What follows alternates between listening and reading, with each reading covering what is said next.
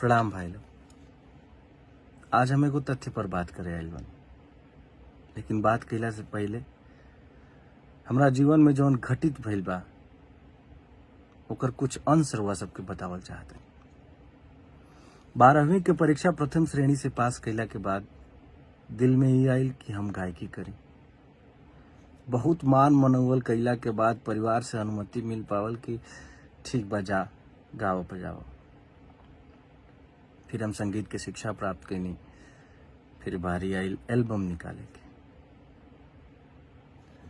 हमार पापा बनारस में एगो प्राइवेट स्कूल में पढ़ावत रहन और फिर ट्यूशन वगैरह पढ़ा के परिवार के भरण पोषण करत रहन।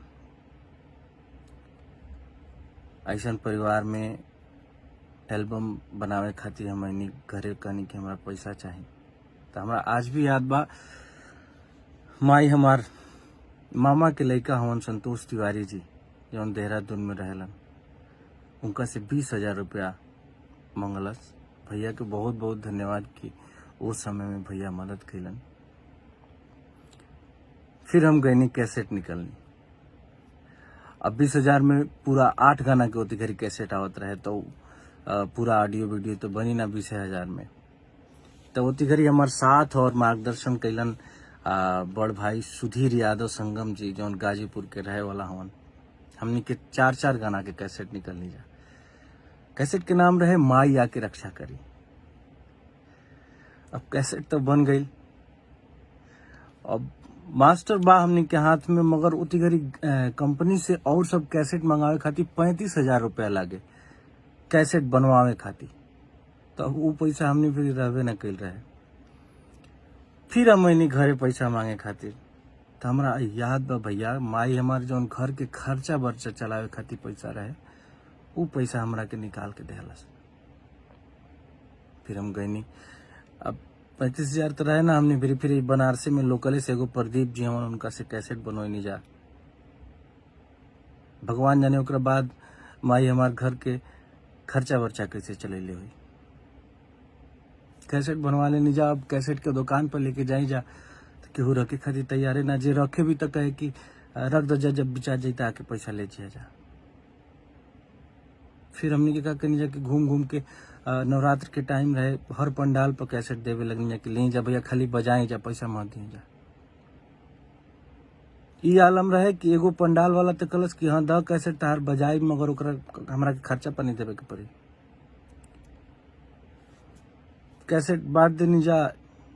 जितना पैसा लगा रहे सब डूब गई, 1 रुपया ना आयल।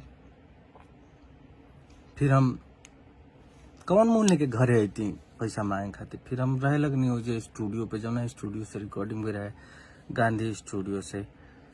फिर हम मुझे संतोष भैया बहुत प्यार दिलन, मुझे रहे लगनी। राजा भैया उजे रहन, उनका से सीखी, सेवा करी, बहुत कुछ सीखे के मिलल। फिर वैसे ही पैसा वैसा जुगाड़ के एगो और एल्बम निकलनी जा। वैसे ही साझा में, जना में पवन परदेसी जी भी रहन। एल्बम के नाम रहे देवघर के दबंग भोलेनाथ। वो ना चलल। हताश हो गए नहीं हम, समझ में ना आवत रहे का करें। फिर एक बार हिम्मत जुटा के घरे आईनी, कहनी कि एगो लोकगीत निकाले के बाद कैसे हूँ पैसा के जुगाड़ हो जाता।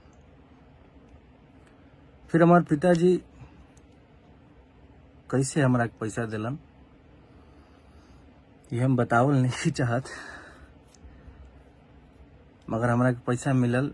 हम जाके एल्बम बनैनी, मन माने ना। ऑडियो तो बन गई, लेकिन वीडियो बनावे के पैसा ना रहे। तो उतनी घड़ी मदद कैनी। बनारस के वो बहुत ही टैलेंटेड एक्ट्रेस हैं तानिया जी, उन्होंने हमारा वीडियो फाइनेंस किया। उनका पैसा अब कुछ दिन पहले हमने उनको वापस किया है, लेकिन उस समय पे उन्होंने बहुत मदद किया, इसके लिए बहुत बहुत धन्यवाद।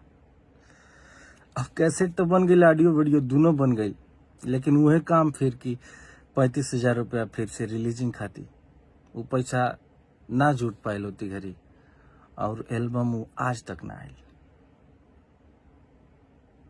फिर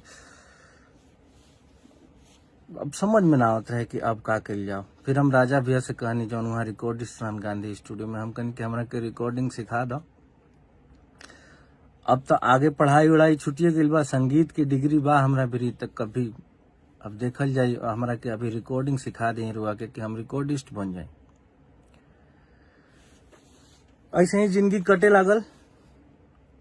तो फिर अचानक से एगो गाना आयल रहे जौन के नाम रहे शीशे का था दिल मेरा, बहुत वायरल भेल रहे गाना। तो हम वो गाना लेके, पैसा तो रहे ना हमरा फिर, वो गाना पर एगो भोजपुरी गाना लिखनी हम जौन के नाम रहे लप लप करे कमरिया, दिलवा में का दो होला का तू जान लेबू। अब इतना लगातार असफलता के बाद लोग ही कहल हमरा से कि बाबू भोजपुरी में अगर नाम करे के बाद तो थोड़ा बहुत अश्लील इन द सेंस कि थोड़ा चटक पटक गाना गावे के पड़ी। हम कहनी ठीक बा। वो गाना लेके गईनी हम। आशीष वर्मा भैया नया नया स्टूडियो खोले रहन करीब बनारस में तेलिया बाग में। हम गईनी भैया बेरी कहनी कि देखी भैया पैसा हमरा भी नहीं खे, मगर ये पर हम गाना गावल चाहते नहीं। भैया के बहुत बहुत धन्यवाद कि भैया कलन के अरे पैसा कही हो चला गवा तनी। भैया ट्रैक बनैलन, गाना गवैलन हमरा के। गाना अच्छा लागे लागल, का तू जान लेबू का तू परान लेबू। फिर का कहनी हम कि वो तिगरी चिप के जमाना रहे, डाउनलोडिंग सेंटर रहे हर बाजार में। तो हम पेन ड्राइव में गाना लेके हर जगह हर डाउनलोडिंग सेंटर पर घूमे लगनी। और कहीं कि भैया केहू भी आई ना तो ओकरा मोबाइल में डाल दे। बहुत जगह हमने के जाके देनी जा गाना धीरे धीरे रिस्पॉन्स के अच्छा लागे लागल लोग के, लोग धीरे धीरे जाने लगल। वही क्रम में हमार मुलाकात अखिलेश शर्मा जी से भइल, ऋषभ मिश्रा जी से भइल, धीरू यादव जी से भइल। धीरे धीरे लोग बहुत सपोर्ट करी। फिर गाना आयल, सतीश राय जी ने बहुत सपोर्ट किया। फिर गाना आयल कि करुआ तेल, लोग बहुत ज्यादा प्यार दुलार आशीर्वाद दिलस। फिर रउआ सबके प्यार दुलार आशीर्वाद के बदौलत हम मुंबई गई फिल्म इंडस्ट्री में। सासाराम के केला भी एगो गाना आई रहे। मुंबई गईला के बाद जब हम देखनी कि हमनी के अश्लीलता के बदौलत जौन हमनी के गाना गावत नहीं जा ओकरा बदौलत भोजपुरी के बहुत शर्मिंदगी के सामना करे के पड़ता हमनी के खुद के बाहर के इंडस्ट्री में। जैसे मुंबई गईला के बाद भोजपुरी नाम सुनते तो कैसे ऐसे नाक सिकोड़ लसन, भोजपुरी में काम करते हैं। तब हमरा समझ में आई कि जब हमार भगवान स्वरूपी जनता हमके इतना प्यार दुलार आशीर्वाद दे के एजा मुंबई तक भेजले बा, तो हमार दायित्व बनता कि एकरा के सुधार के दिशा में कुछ कार्य कर जाओ। ओ दिशा में फिर भैया हमरा मन में इजागल कि हमनी के धीरे धीरे ही क्रमिक ही लेकिन सुधार के आवश्यकता बा। हमनी के गाना बने जा दर्द दिल के एल्बम के नाम रहे। कैसे कि बहुत दिन से कोनो सैड सॉन्ग उती घड़ी जब अब हमारी दर्द दिल के एल्बम आई रहे उती घड़ी इंडस्ट्री में ना आई रहे। बहुत पहले पवन भैया के एगो गाना आई रहे जौना के नाम रहे पवन की सच्चाई, जौना में गाना रहे सनैया लगावल बहुत बात नहीं खे। ये गाना सुन के हमनी के गावे सीखी जाए। तो हमारा ये समझ में आई कि एगो सैड सॉन्ग के पूरा एल्बम कल जाओ। तो जना के हम नाम रहे दर्द दिल के हमनी के कनी जना में जाए चंदा तीर हमारा करेजवा के पार हो गई, मुझे दर्दे दिल का पता न था, और बहुत सारा सैड सॉन्ग रहे। यदि छोड़ के तू जइबू ये जान दीवाना तो हर मर जाई हो, नींद अखिया से चैन दिल से जब लुटा जाई, प्यार के कितिया जुदाई में केहू का गई। ई गाना जब आइल जाए चंदा के स्पेशली बहुत ज्यादा प्यार दुलार आशीर्वाद मिले। दिल में हिम्मत जागल कि ना बढ़िया गाना भी बाज सकेला, बढ़िया गाना भी चल सकेला।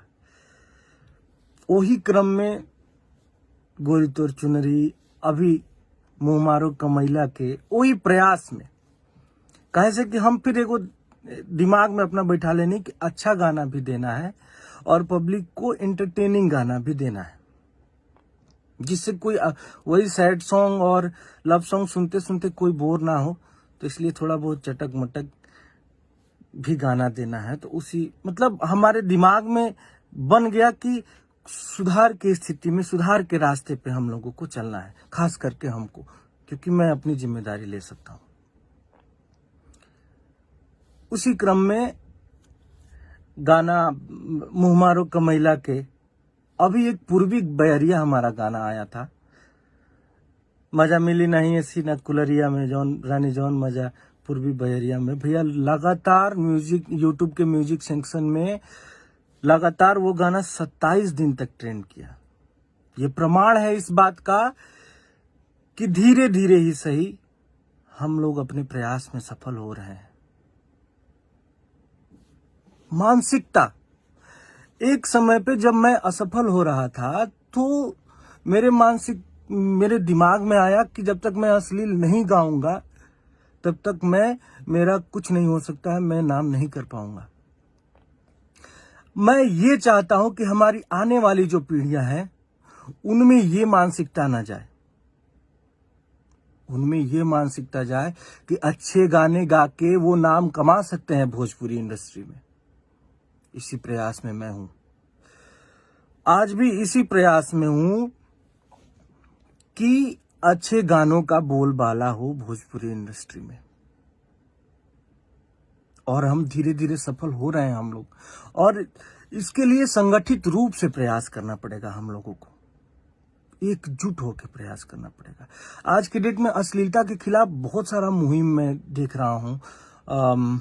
जनता जंक्शन है, दो भाई हैं हमारे, मगहिया जवान करके आईडी है उनकी, हमने देखा उन लोगों ने अश्लीलता के खिलाफ मुहिम छेड़ रखा है, बहुत अच्छा लगा।